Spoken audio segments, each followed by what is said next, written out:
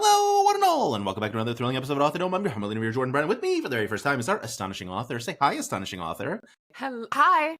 Hello. I was going to say hello, but I wanted to follow instructions. Yeah, it's fine. My favorite one is Brian David Gilbert, because obviously, like, it's the D20 format of like you're supposed to repeat. Sure. And he goes, I say like whatever his was, and he goes, "Hello, I know what you want me to say. I'm not going to say it." I was like, perfect.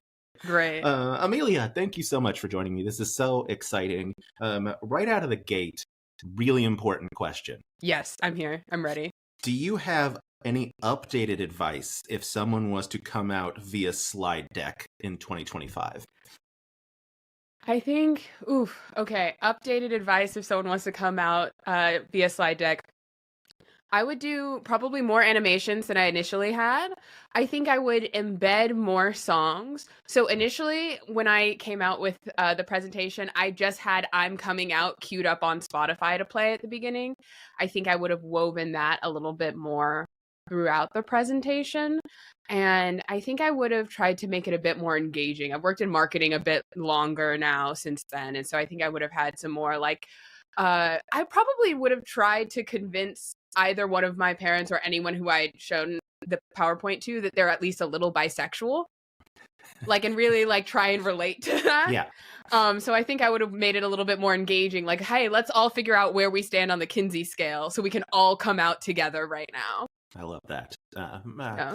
Yeah, that's very important advice. I should also, I guess, flag for the folks that have been following along for a very long time. It's back. I coughed real hard and I broke a blood vessel in my eye. It's why the ring light is off, so that you don't have to see how bad it really looks. Because it looks super bad. Anyway, it's not painful. It doesn't affect my vision. It is getting to the amount of times that it has happened to be concerning. But anyway. Have you considered the fact that you might have been lightly cursed? I mean, it is certainly possible, because this one was a cough, and that's a real bummer. The last one, less big one, there was a lighter one in between the two bad ones.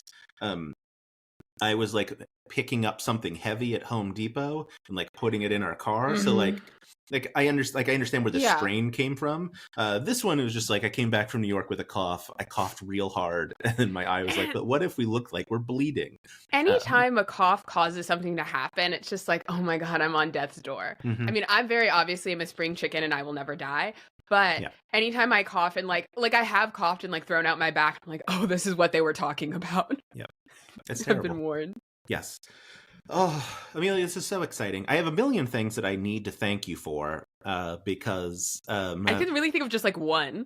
But it was a lot of things in that one. Because you ran Critical Kindness, the charity one-shot that I DM'd, which, by the way, is now at $33,000. Hell yeah. Because shout out to StartPlaying.Games, who agreed to be a sponsor, and then I didn't do a good job of following up and still donated $1,000 after the stream. Hell yeah. Because they're very good people. Go to StartPlaying.Games and play games. Yeah, I know a ton of people who run games on that. Yeah. They're great. Yeah. But yes, I came to you at the beginning of the planning nonsense, and I was like, hey, I can't do anything. Can you please help? It's so funny because at the beginning, because you had you made a TikTok, you reached out or I reached out, either way. And I was okay, this is Jordan's thing. I want to help you, but I don't want to take over. I don't want to impose and be oh, I'm doing things now. And then you're can you help? And I'm oh yeah, no, I can do that. If there's one thing I could do, it's crank out a charity stream. Yeah. Well, that's the thing, which I have now learned is that if you were involved in a charity stream, guaranteed $30K. Yeah, guaranteed. Bare minimum what's hitting. Yeah, how's that feel of just oh, how does it feel to have raised over $100,000 for charity in 12 months by playing pretend on a screen? Mm-hmm. I'm the best person in the world, maybe. I feel fucking great. I'm on cloud 9. I think that's super fair. I think, take your victory lap. Oh yeah, and we're going to do it again. Right. I'm putting up double-digit numbers. May, June, whatever. Unprepared casters, obviously, in the works. Yeah. I have a date in my mind that me and Haley have agreed on, but I don't want to publish it yet on the off chance it changes. But yeah, no, it'll definitely be June. Okay. I was just It'll gonna say, like, still be for Trans Lifeline. It's crazy how it is always a good time to raise money for trans people in this country. Probably now, every year it's been, now more than ever, which is like actually really depressing if I think about it too long. yeah, But it's not great. But no, things are yes, bad. now more than ever. No, yeah. But yeah, so we'll still be doing that. I did realize though when I was helping, may or may not have just ripped off the graphics from the Unprepared Casters one for this one, that I was like, oh, I don't have to wait till the last minute to design all the stuff for UC because it's just always trans themed every year. So I was like, oh yeah. So yeah. That's maybe, very smart. yeah. You also, I mean, like, you made our cool little banner. You like made the whole layout. Look, if people have seen me stream on Twitch when I'm not on Riverside streaming, I am like in standard definition with 2 black bars on the side of me, because I don't own my computer and I can't access the webcam to tell it to be wider, which is that's amazing. terrible. So. When I stream on Twitch, which does not happen often these days, I am very extra in that all of my overlays are torn paper that I draw on with crayon, scan into my computer, and then put on my screen. So I write like Assassin's Creed playthrough on paper with crayon and scan it in because it just feels fun. That's so fun. I don't understand how to make overlays. I tried for a little bit. And then I gave up. And, people will send me videos of like, here's how to do it. And I don't watch them because I don't also want to learn. I am convinced that I could teach anyone anything. That's fair. So if you ever want to learn, but I also can deeply, deeply respect actively not pursuing new skills. Yeah. It was like when TikTok was down for 12 hours and I tried to get on Tumblr for the first time in 20 years. And I was like, I don't understand anything. I never left Tumblr. I've been on Tumblr this whole time. It's been great. Yeah, but you can understand as someone on Tumblr. If you're coming into Tumblr with no Tumblr knowledge. If you're coming into Tumblr, if you've been detoxed for a decade plus, you've only had TikTok in the algorithm, we're dropping you in the Wild West, middle of the Pacific Ocean, no life vest. There's a ball pit everywhere. Like, it's not for the faint of heart. I will say on the overlay front, I was procrastinating a little bit. I'm like, oh, I should put people's names on the overlay. But then I didn't know anyone's character names and things. And I was like, I'm just going to leave the overlay blank. And because you said I could do whatever. And I've never stood by a decision more than when it was musical camera screens for like half of the stream. Yeah. For folks who haven't watched, we had some classic technical difficulties where the same ones that everyone has all of the time. Danielle turned into a robot. Bria's computer had to fully shut down, so she went to her phone. So it was just like constantly people jumping in and out.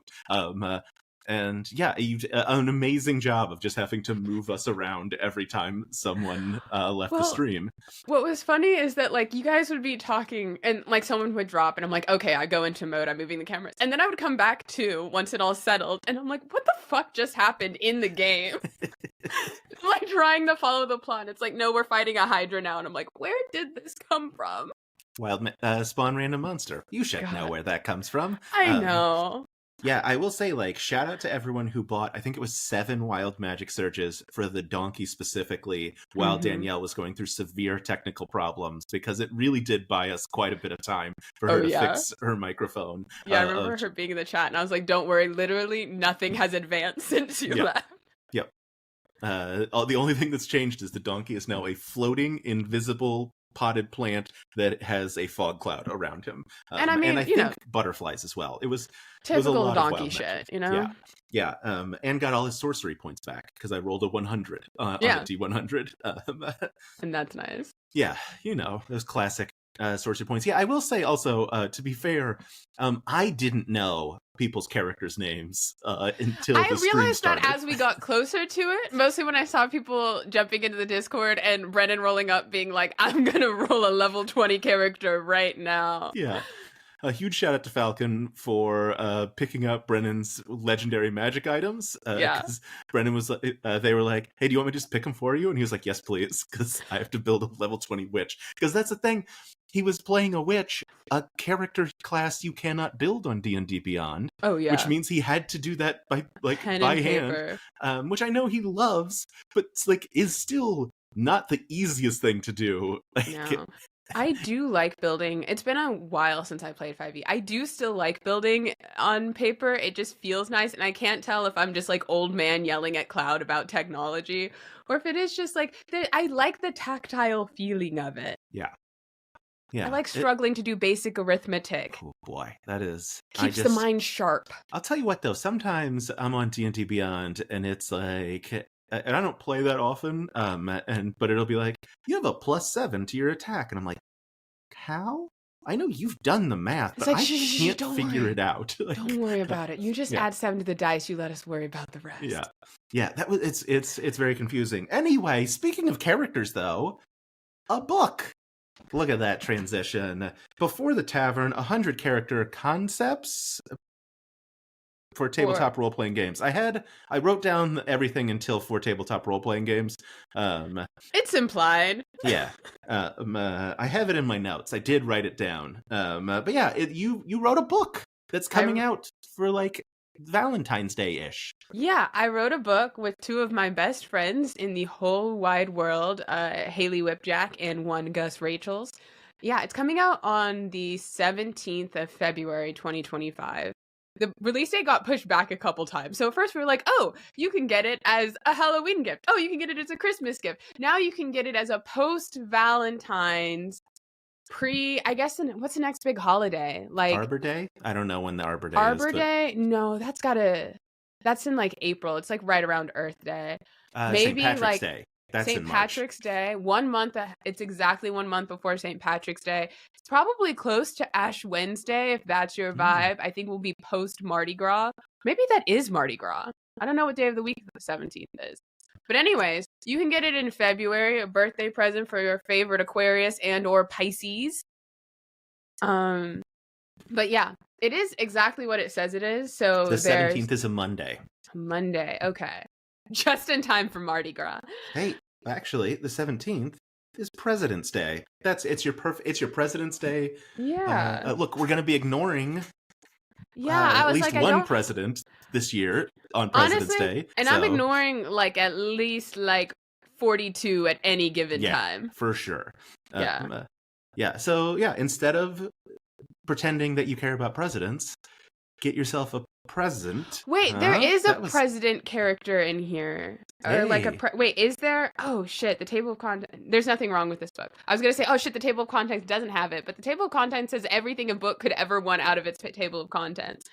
But I think there's one where your dad is the president of something. You're a politician. Yeah. This is not interesting content of me just flipping through this book. Well, what is the book? How about that? Great concept. Great question. The book. So, you think I would have my elevator pitch for the book down by now? We wrote it over a year ago. So the way this book is laid out, there's a little introduction that actually does a very good job of explaining what the book is, and then some guidance from me, Haley, and Gus talking about our approach to character creation, which turned out to be pretty similar. So then we all differentiated a bit, kind of taking a person first approach of I have a guy in my head, I'm going to make him real. Another one that's more I have a setting in mind. I'm going to try and make someone that can fit within that setting. And then another that's I have a mechanical build that I love. How do I take this math and make it into a character? The book is designed to be system agnostic. So after that, we have 4 major genres, which are fantasy, science fiction. Fantasy. I'm out of genres. Fantasy, science fiction, modern, and historical. And historical, I will admit, is just a catch-all because we're okay, we need cowboys, we need a pirates, and we need Cthulhu. Right. That's Gothic fantasy is where we put that. Or dark fantasy. But yeah, and then they're broken up into little subgenres, and each character comes with a trait, a flaw, a quirk, a little backstory summary, and then some questions to kind of help you flesh out your character. As well as there are like tips throughout the book for players and GMs to kind of put you on the right course. For example, if like one of the characters is like the lone stranger. And so if you're playing a loner character, it can be very easy, especially if you're not as experienced in role-playing games and you don't know how the give and take works, to like make a character that is genuinely unfun to play with. So kind of teasing out questions. It's like, hey, reminder, you can play a loner if you want. You do have to make someone that wants to go on an adventure because you are playing a collaborative team-based game. So yeah. Such an important lesson that and so many people don't get. So many people don't get that. And then there's some characters where it's like, we have, common nouns with capital letters, like, there's a contamination or the city or the kingdom that ideally you could sort of situate within whatever world your GM has made, but also kind of giving hints to GMs, like, by the way, if, like there's a contagion game and this character has this backstory, this is also something, an origin that you could give to the entire party as like a unifying measure to kind of get them out on the same foot for the gameplay. And do you want an exclusive thing that I haven't done yet? Yes. So, of course, the best feature about this book, in my opinion, is that the pages are perforated. And Haley kept making fun of me because at every point in the process, Allie, who is our editor at Dover Publications, was like, we're going to have perforated pages. I was like, how have you tested perforation? Like, what kind of perforation are we talking about? Because there's nothing worse than tearing a perforated page in a book and it tearing poorly. Because the page texture, it's like the thickness of a coloring book page, a little bit. And so it's made to be written on. So you can tear out the page. You can write your backstory on the back. You could put it with your physical character sheets. You could tape it to your screen, your monitor, so that way you can gaze upon it as you use whatever digital rule system you want. But I can try tearing it live on this pre-recorded show, and we can see if it's good or not. I can't wait. Okay, this one is one of my favorites. This character is the guy who has sword guns. Love it. Okay. Classic. I tore it badly. That's so embarrassing. No. This is my only copy of the book, too.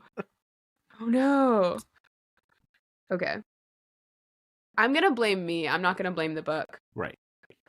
Okay, hold on. There's too much pressure. There was so much pressure. I mean... Guy who has sword guns. It's still pretty solid. I just made a little bit of a fumble. You'll be able to tear it better than I did.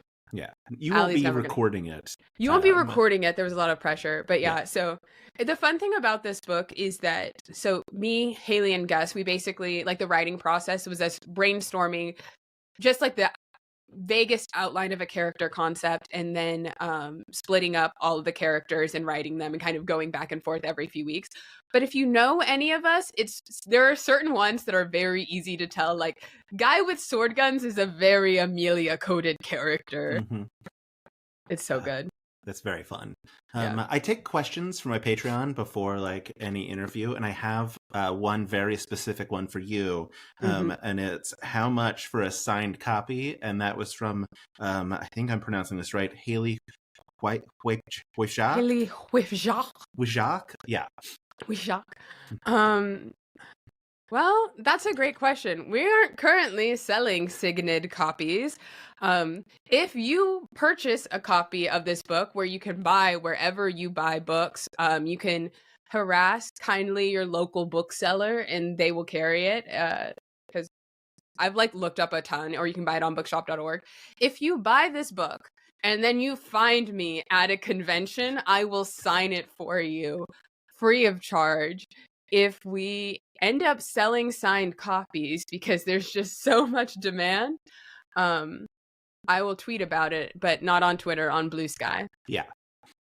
I love it. I do have one other question that Haley sent in. Is it about... Oh, yeah. Sorry.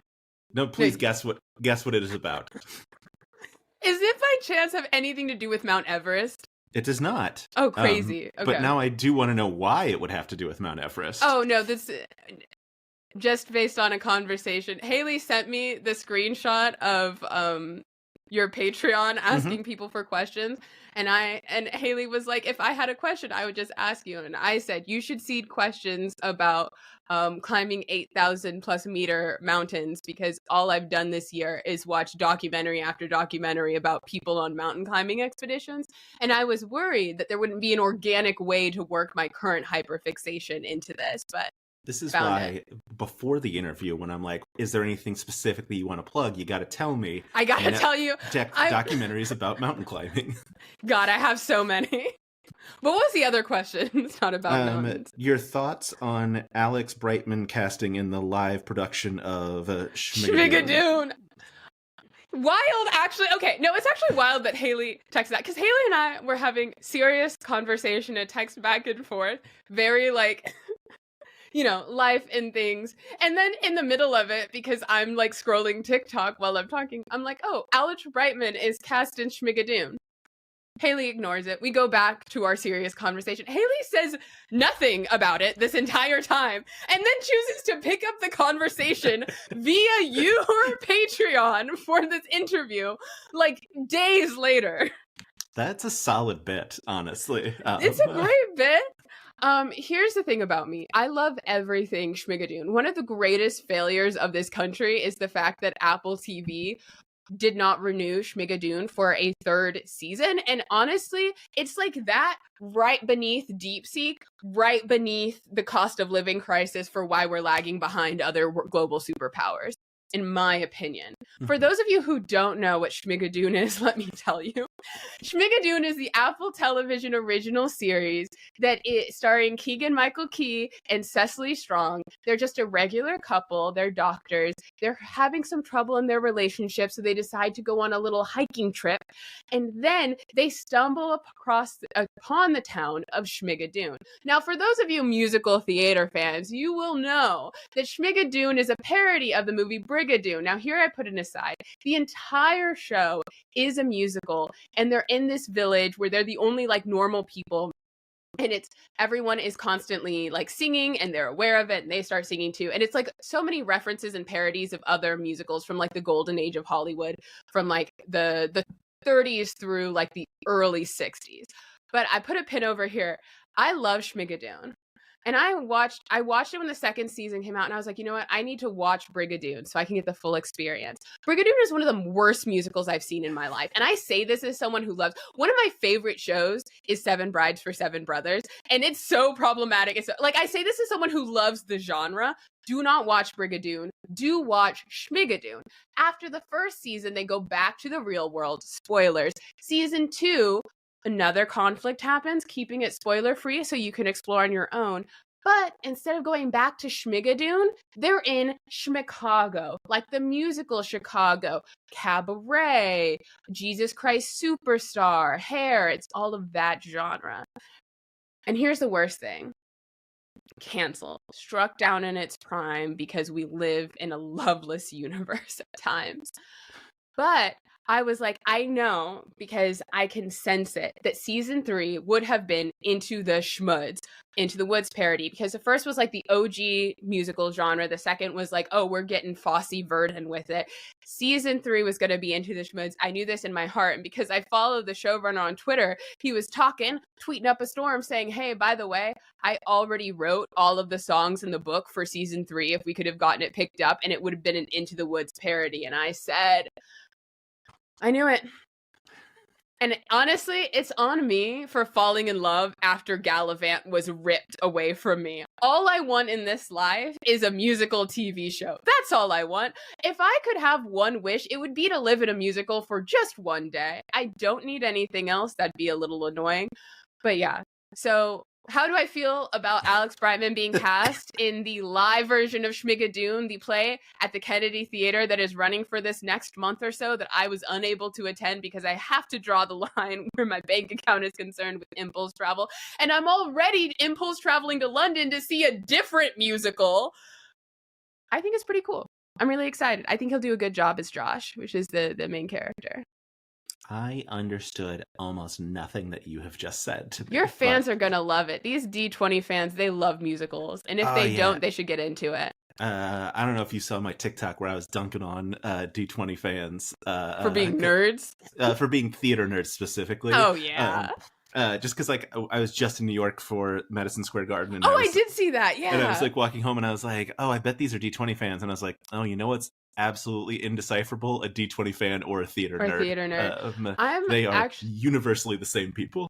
the crazy thing about me is I'm actually not a theater kid. I just appropriate their culture. I am theater kid passing because I was an art kid. It's art and robotics. There's a lot of overlapping nerddom there. Yeah.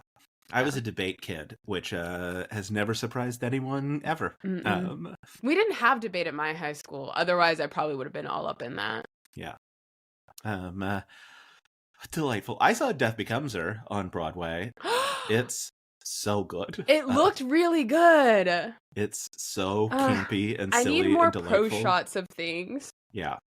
And Michelle Williams, good God. Just like, are you kidding me? And like we had both understudies for the two like leads, which was, they were still great. So oh yeah. And the thing that like I desperately wanted to know as someone who like enjoyed the movie, I was like, how do they do the two scenes of like I haven't seen the movie. Oh, do you know the premise of the thing? Okay. So their bodies get broken because they're like immortal. And I was like, how are we gonna do that live on stage and not with like, you know, a pause and an edit? Anyway, it was super fun. And they pulled it off mostly very well. There was more I wanted more in one of the things, but that's fine. Anyway, completely delightful, so incredibly campy. There's a song about wanting the gaze, which obviously starts in like a GAZE, but it very quickly transitions into a GAYS, and there's like a chorus line of men in like assless chaps and all the colors of the rainbow. It's very well done. I need it downloaded into my brain. Yeah. That's also how I feel about not seeing that one Dracula revival as well. That was very campy, very gay. Yes. Yeah. But yeah, when we were flying out to New York, my wife and I was looking at people and I was like, are these D20 fans like boarding the plane? And then I was like, these are just theater nerds, and I can't tell the difference because unless you're wearing the merch, you look exactly the same. Yeah. But yeah, that was super fun. Well, I feel whenever I see someone with like bright colored hair when I'm going to Gen Con, it's like, yeah, you're heading to Indianapolis this weekend. I know what you are. Yeah. Oh boy. How do you feel about Gen Con? I feel weird about it. Yeah. I've only been once. Yeah, well, they did that the weird shit with the Crit Awards about the pro-Palestine stuff. That was bad. I don't like that. Gen Con seems to be the largest, I mean, it is like the largest tabletop convention, but also as far as like industry folks go, it is like, I've found more and more, especially since creating content online and becoming friends with other people through the internet who do the same thing, that conventions are like, they're just a convenient justification to see your friends. Yeah. Because instead of traveling to visit one person, I can travel to one area and see a lot of people. But like, I used to go to Gen Con before I was like creating content just as a regular person, you know. But like, and my experience is like very different because I used to go and I used to like spend most of the day on the expo floor. I was going just to play and try board games, and now I just feel like I'm going to talk to people all of the time. Yeah. So that's interesting, and I definitely feel conflicted about returning again, just in light of what happened last year. It'll be interesting to see what the Crit Awards does and like how that changes for this next year. But I'm also very aware of the fact that I'm like, I don't really need a badge to go to Gen Con. Like, I could probably get everything I need out of it just from going to Indianapolis that weekend and meeting with people. But yeah, I think that's kind of my feeling. I think I really liked I liked the vibes of PAX more, but I think it's just because there were more central meeting areas outside of the con. And because it's not a small convention, but because it is a little bit smaller, I was able to see more people like more people I know separate from just like the entire crowd of the con. So there was that.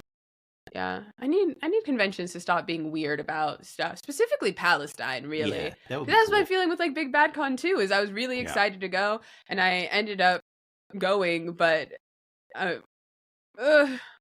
don't know if I want to go. I don't know. It's just like I'd like to give my money to people who are doing, I think, a better job across the board. Yeah, that would be nice, wouldn't it? That would be nice. Yeah, my Gen Con experience. Well, first of all, I love the idea of buying tickets to shows. So that you like don't have to like go wait in line, but oh boy, do I hate the process. And that like, because from what I have understood, like in years past, it was like you might pay like $4 for a show, and this year it was like it's like $30 for the big shows, and it's like you guys get your like cheap badges are no longer a deal, right? If I'm paying $100 a day to see people play. Right. That was that.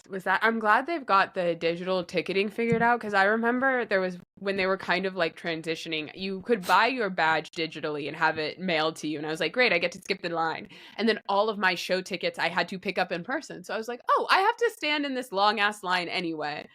But yeah, it's kind of that sort of enshittification thing where everything is getting more expensive, especially like as the economy worsens, and I think more people are relying on things like shows as a form of income. And I mean, people do deserve to get compensated for what they're doing. 100%. But that also means that those prices go up, which just makes it inaccessible to more people.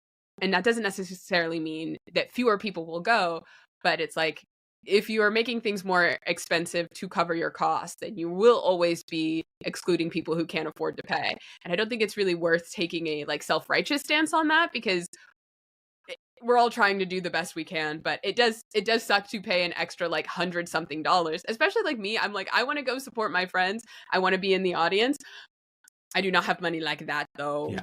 Yeah. I was like, all right, what can I was like, I'm going to pick like 3 things a day maximum. Like it wasn't even, I don't even think I did that. And then I was just like, okay, all right, we can't do this next one because it's, it's, I don't know. It was like, I think Desi Quest, a thing I desperately wanted to see. And it was like, it's $36. And I was like, the budget's gone already. I'm sorry. Like $30 for a show is not unreasonable, but when there are like 7 shows in one weekend you want to see, it's like, oh, okay. And you've already paid like the 100 and whatever it is for the badge. It's like $169 plus you've traveled there plus lodging. But which, oh boy, I've told the story before. I don't know where, but like I had the weirdest Lyft drivers I've ever had in my life. That's in crazy. Indianapolis. And like one of them was listening to like a book, an audiobook in French. And he was my favorite one because he didn't talk to me. Because other ones, one of them asked me, I was like, I hadn't eaten. I went straight to like on whatever Friday when I got there, went straight there and like went to a show. And like on the way home, I was saying, because the guy was like trying to have a conversation with me. I was like, hey man, I'm really sorry. Like I'm really out of it. It's like 10 o'clock. I haven't had anything to eat. And he goes, oh, you know what? I forgot to eat too.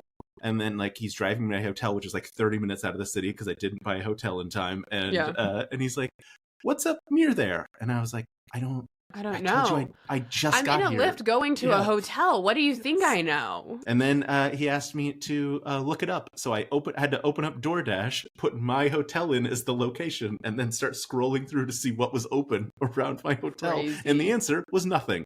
Because it's a suburb of Indianapolis at night on a weeknight. Yeah. Oh boy. Anyway, I'll probably be there this year. I'll probably end up. Last year, I did consider ditching to go to Hinterland Fest because I'm from the center of the country, so something that's an 8-hour drive away is not unreasonable because NoahCon, Chapel Roan, and Hozier were all headlining, and I was like, I could just go. It's just 8 hours away, and then I'm like, you're not gonna do that. You're gonna go to Gen Con. You're gonna see your friends and hug them in person. Yes, and I will say for $8, I think. Unprepared Casters put on a hell of a show at Gen Con. $4. That's so much cheaper than I thought it was. We did not even remotely get near breaking even on that. But it was a great show. Speaking of Unprepared Casters, look at these transitions, huh? You do that. You Yeah, do the unprepared casters. You are an unprepared caster. I'm emphasis on the unprepared. Holy shit. But yeah, Unprepared Casters is a podcast I do with one Haley Whipjack. It is an actual play podcast. I know people listening to the show know what actual play is, but just in case you don't, it is a TTRPG podcast over the first several arcs. Back when it was Gus and Haley, we just did Dungeons and Dragons, and then we've since spun off into other systems. So I was thinking earlier when we were talking about D&D Beyond, I was like, it's been so long since I've played in 5e, and I feel like getting into TTRPGs is like getting into music when you start like getting into the real like esoteric, like, oh, you've never heard of this band, they're just scraping a metal chair against the floor and there's like wind chimes outside, and like that's kind of where I'm at with like what TTRPGs I find in play. But I think on the show I'd put us in like a light rock kind of area. But yeah, unlike a lot of actual plays, I think one thing that sets us apart is we focus on very short arcs. So instead of having to catch up on like hundreds of episodes of content, typically each like arc is 6 to 8 episodes. We do some one shots, we do some like micro series. But yeah, you don't have that much to catch up on. We're often playing a new game, so if you've ever been nervous about trying something new, getting out of the D&D bubble or even D&D, you can watch us kind of struggle through in front of an audience, and if we can do it and be kind of wrong and get the rules wrong and have a good time in front of an audience, you can do that with your friends. Oh, and it's also especially as we switch systems, it's gotten interesting because everything is situated in the same world. So we just are constantly making up lore. So it's like, okay, well, we want to play Starfinder, so I guess we're in the future now. Or here's how talking animals only exist in one part of the world for right now, and it all makes sense when we played like Wander Home. So that's kind of, it's like I have the rule of I want every single thing we do to be canon, no matter how shoehorned it is. And so far, Haley has entertained me with that. As they should. Look, As they should. as someone who has just ran a one-shot in someone else's world and am trying to convince Brennan Lee Mulligan that everything we did should be canon. I think it should be. Yeah. I said it way in the past. Let it just be the fine. thing. Yeah. Bria was the one that came to the table with a very important name from the current campaign and was like, but what if I'm this person? And I was like, well, I think that's great. I don't know how Brennan's gonna feel about it. And that's why it's called collaborative storytelling. Exactly. We're all bringing in ideas. It's not just one person's to veto what is or isn't. What is canon anyway, when you think about it? Yeah, I mean, to be fair, Brennan said it was canon, but in the Marvel 616 style of everything is canon and it's just multiversal. And I'm like, all right. Okay, well, so we sold out. We're just trying to squeeze money out of the franchise. Fine. Yeah. There was a thing I was gonna say. It had to be about because if people are watching this, they're probably fans of people like Travis McElroy and Zach Oyama, I'm sure someone else that I can't think of, who have been guests on Unprepared Casters. Oh yeah, I'm gonna be so real. I think immediately after the one shot with Travis McElroy, I think my brain blacked out the entire thing. The only thing I remember is making fun of Travis for being old, doing a bit about Bop It, and assuring Travis that I would not steal his character's skin. I mean, yeah. And what more can you want from Dungeons and Dragons? Exactly. Yeah. I mean, look, I very much feel that someone referenced something. People reference things that happen in my interviews that I don't remember because as soon as they're gone from me forever. And we'll reference it like months later, but like in the game specifically that I just ran, someone like said something that I did, and I was like, I don't have any idea what you're talking about. That's the thing is people reference stuff I say on the podcast, and I was like, guys, I'm just saying shit all the time. I get on here, I get in front of a camera, I get in front of my little microphone or on my cell phone, and like, I'm just saying shit. I stand by it. I don't remember it. Yeah. Yeah. Someone very specifically said to me, they're like, hey, I was thinking about this thing Brennan said, and I was like, I don't know what you're talking about. And they were like, yeah, but then these people reacted this way and you like helped move the story on. I was like, I don't have any idea what you're talking about.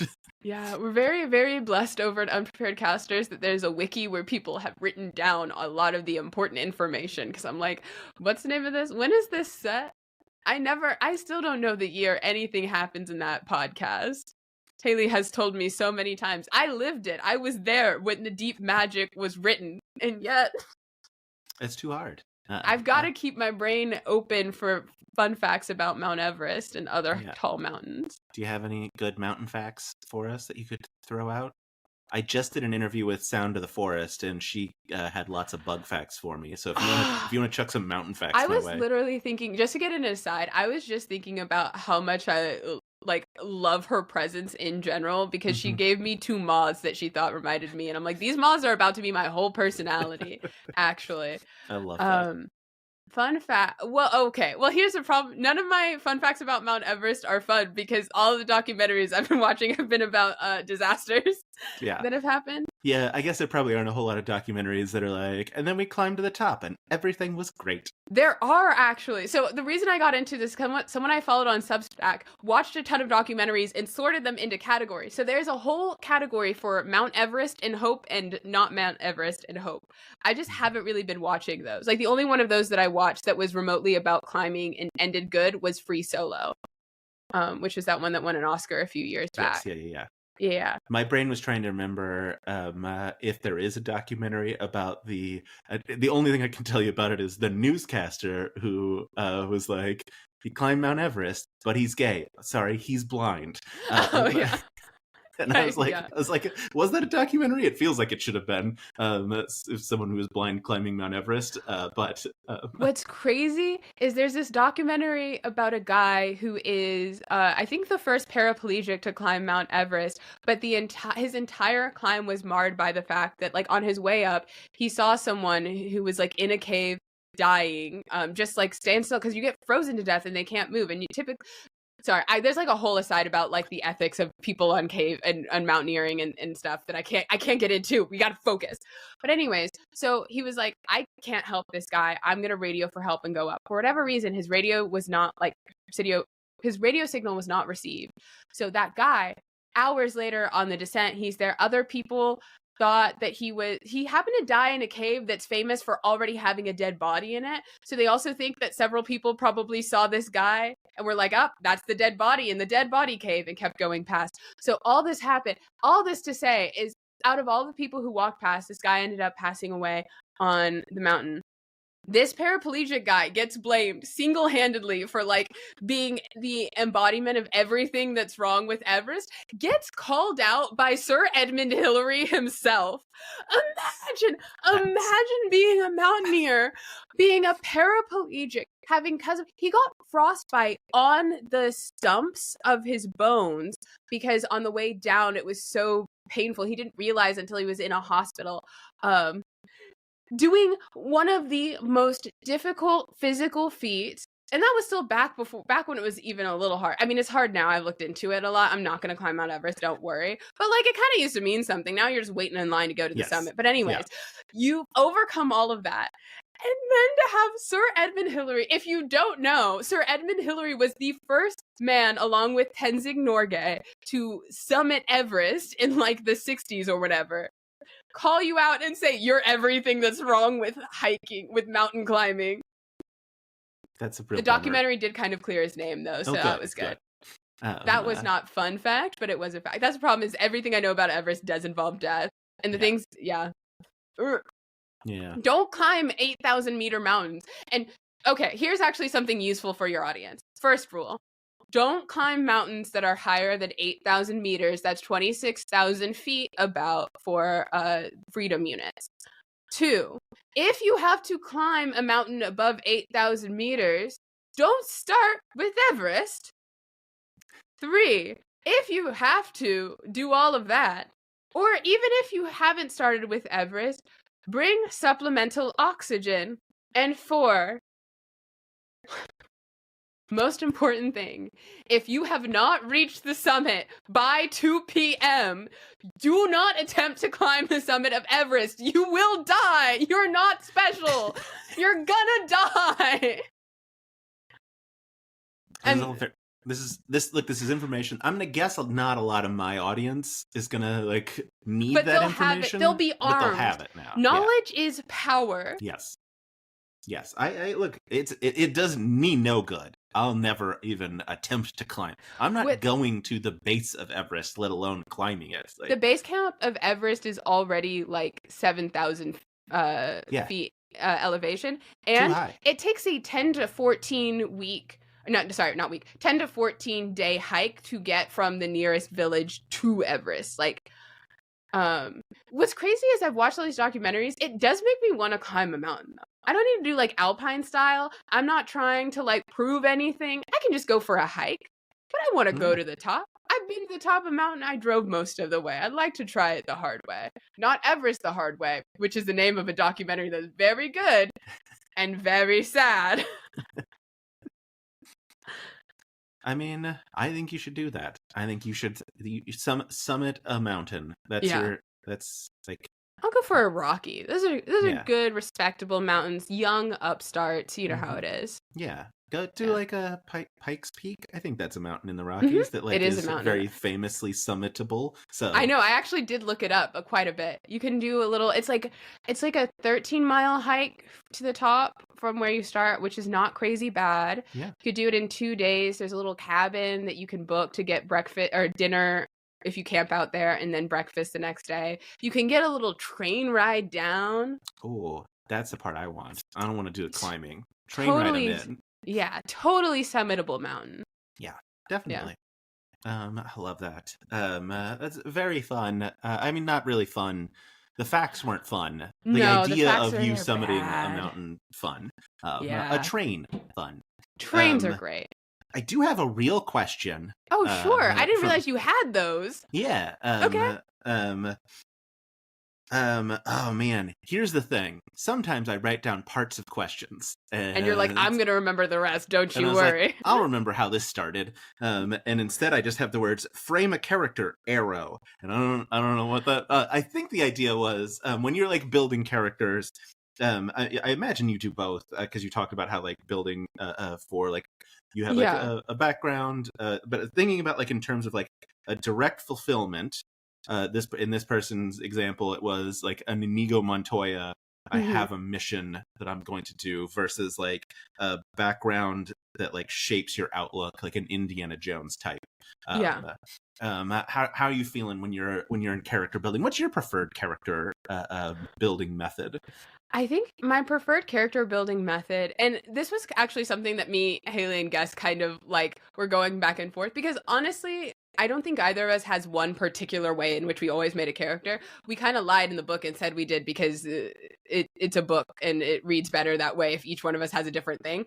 But I typically find one thing to commit, and I min-max around, but it's not even like min-maxing from a perspective of I'm going to have the best mechanical like advantage that I can and minimize all other stats, which I have done. Like I play in a level 20 super homebrew campaign on Fridays on Offbeat Outlaws YouTube channel, and that one is like, hi, I've just done 800 points of damage in this turn, and for my next attack kind of game.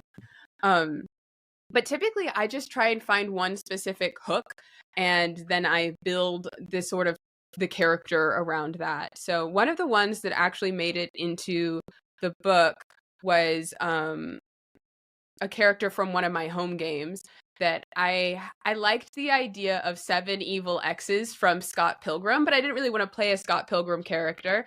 And we were in a pirate campaign, so naturally I did a whole lot. Like, it was actually a very interesting pirate campaign because we all like did research on piracy, and so it was less like Pirates of the Caribbean, like, oh my gosh, we're gonna fight and things. It's like, actually, it really wouldn't make financial sense for us to, engage in violence with this ship because we're gonna have to sacrifice our crew. Like, we should probably just try and avoid them, or like, come to some sort of parlay or agreement, like actual piracy. But anyways, so I had like the 7 evil exes concept, and I was like, okay, this is a pirate campaign. I want to make use of the fact that we are going to be sailing, because then that gives me a kind of in at whatever location. So I went to my GM, and I didn't want them all to be super evil, and I just started writing out like the X's. So I kind of did that before even getting into like by the time I'm like touching like what class I'm doing or what like I don't really use the like bonds, flauns, ideal situations. Then I was like, okay, gotta build all these X's. And then it's like, okay, what kind of person has all of these X's? And why would I have to go see them? And so it was that person who was down on their luck and had this like family heirloom that they gave pieces of to each of these X's. And I had to get them back because it turned out like the reason why I'm on this pirate ship, because it was like a module where you start at a really low level. And so I was like, what happened is I gave these out. I went back home and my family was like, great, where's that heirloom? We need it. It's super magical and important. And I was like, oh my God, I left it over there. And then I went, drunk myself silly, got thrown in the brig because I realized I can never get these things back, getting hope from meeting the party. And then because I have passage on this pirate ship, I now have an excuse to go see all of these people. And I think I was just playing a barbarian. Like in that one, the class didn't matter, but I just kind of like, you really just ask random questions like, why would they do this? What kind of person would do this? How did they get in this situation? And like, it seems very obvious, but just allows you to kind of spread out in ways other than sitting at a piece of paper and be like, I'm going to write out a backstory. I think finding one thing to fixate on, because then from that, I was like, why won't they go back and tell their parents the truth? Is it because, you know, they don't trust their parents? Is it because they don't want to be a disappointment? Are they happy about what they've done? Do they want to go like, and so you can just kind of flesh it out from that perspective. So that's kind of the like, the concept first mindset where I was like, and this person's going to be a barbarian because very clearly they're not smart. So I'm not going to do something that requires being like good at talking. And like, you know, if they didn't know they had a super powerful magic item, they didn't know it was magic. So they probably don't have any magical inclination.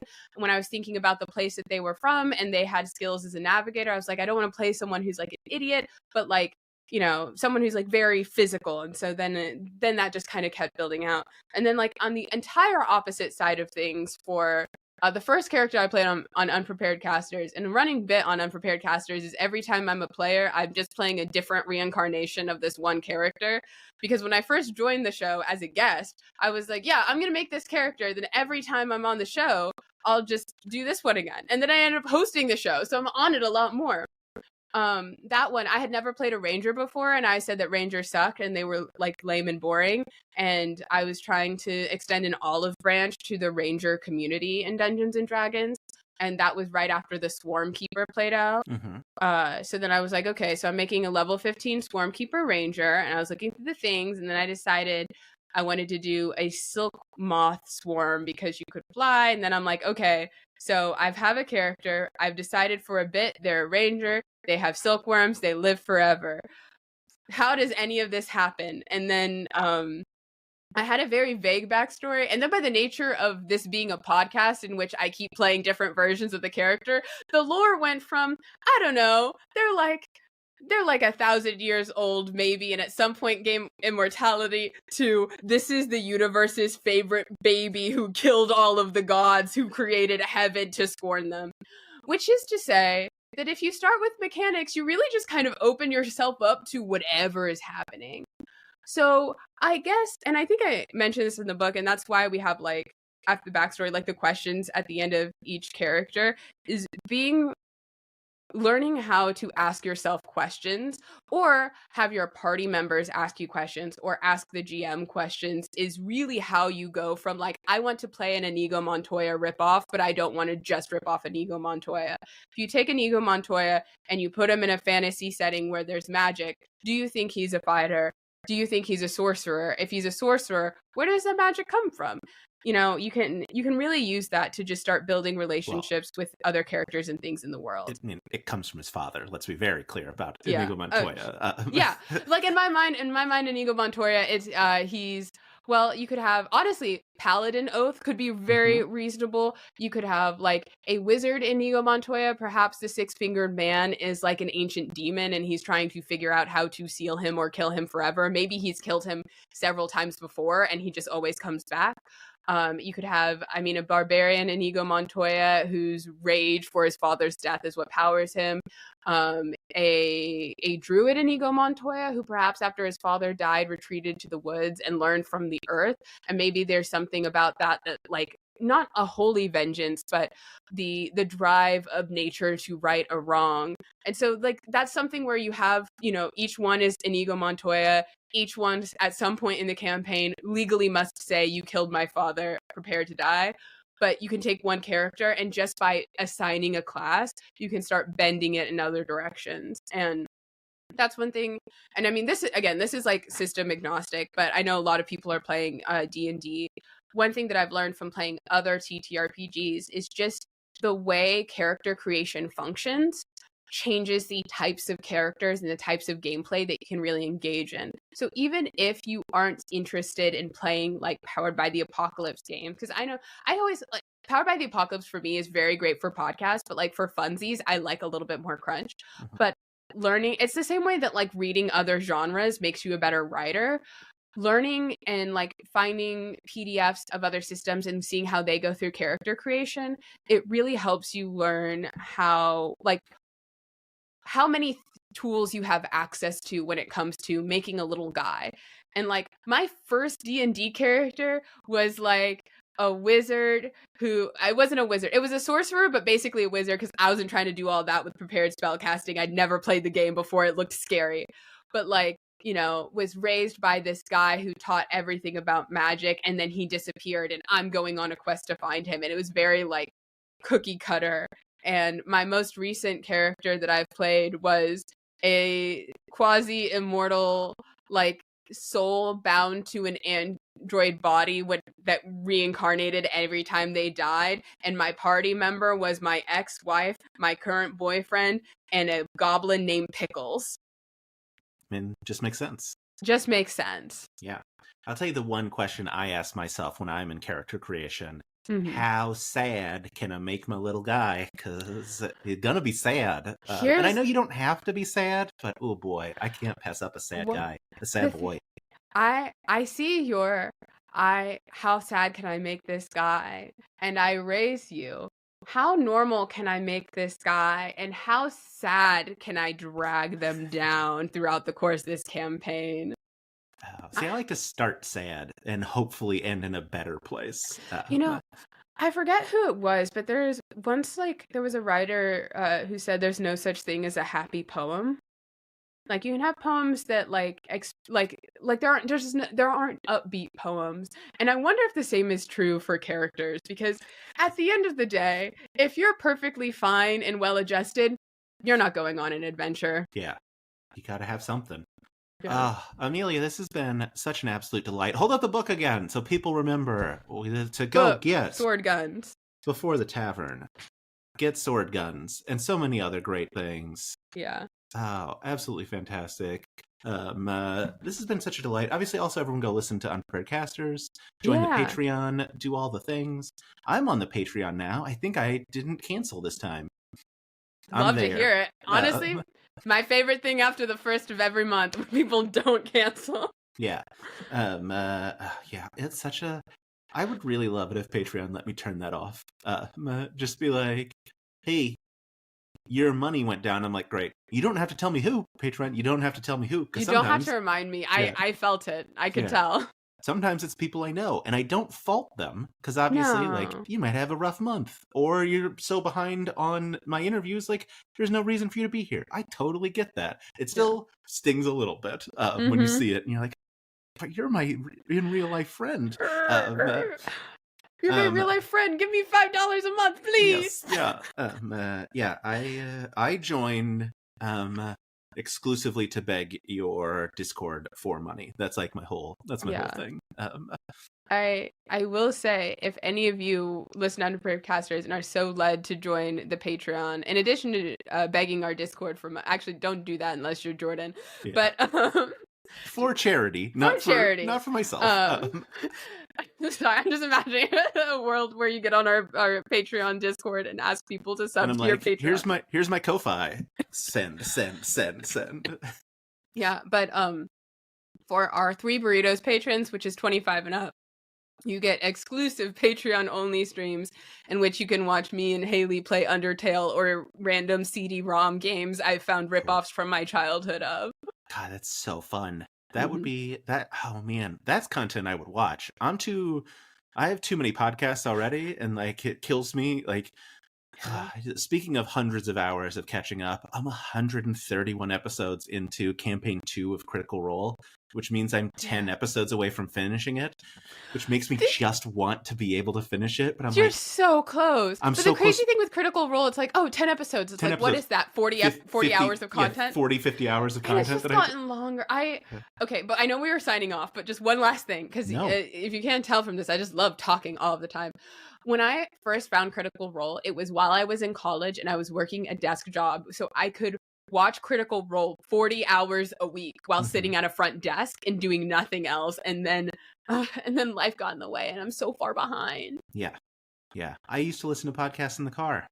I don't go I live in this room now all day every day. I have like a 20-minute commute, which is not great for content. It's fine for like podcasts where I'm learning information about stuff, but not as fun for like entertainment. I'm gonna finish campaign 2, and then I get to start Abria's little run. I still haven't made it to that yet because that's in between 2 and 3. Anyway, and then someday I'm gonna listen to more unprepared casters because I've listened to some because I did a little prep when I first was gonna interview Haley. And people were like, "Here's where you should start." And so like I went and started listening to some of the one shots. Just listen to the space one and listen to God Killer. Yeah. Oh, God Killer. Oh, Connie. How could God you? Killer is the sexiest game in the world. It's a shame we didn't talk about that, but I had to get in those Everest facts. Hey, super fair. We'll just have to talk about it the next time. Hey-oh. All right, that's it. I don't know an interview. Bye.